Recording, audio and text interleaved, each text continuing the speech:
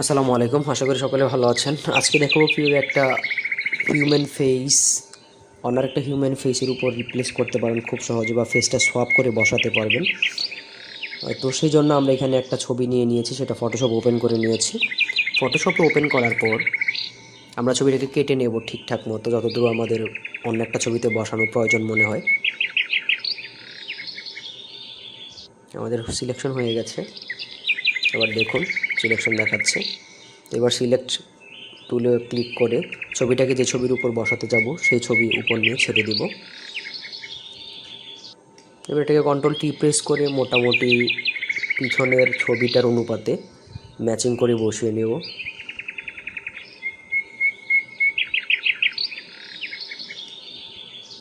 আর একটু, এবার মনে হচ্ছে পারফেক্ট। তারপর আপনারা দেখে নেবেন, আপনাদের মতো করে পারফেক্ট করে নেবেন। তাছাড়া ওপাসিটিটা কমিয়ে নিলে সহজেই দেখতে পারবেন পিছনের যে ছবিটা আছে সেটার সাথে কতটা ম্যাচিং হচ্ছে বা কতটা ঠিকঠাক মতো করে আপনি প্লেস করতে পারতেছেন।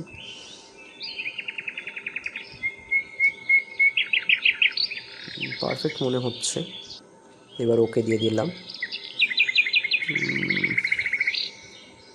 আর একটু স্লাইডলি বসিয়ে নিই ঠিকঠাক মতো করে।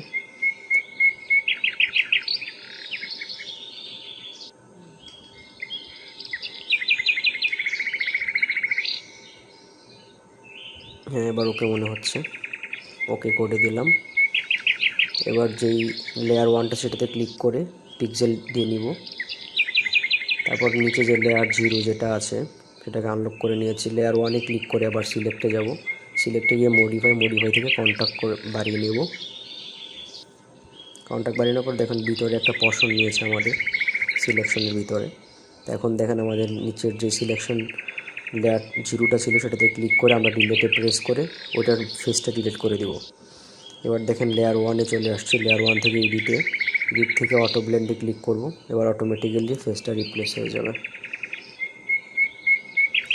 তো এইভাবে আপনারা যে কোনো ছবিকে খুব সহজেই অন্য একটা ছবিতে নিয়ে প্লেস করতে পারবেন বা ফেস সোয়াপ করতে পারবেন।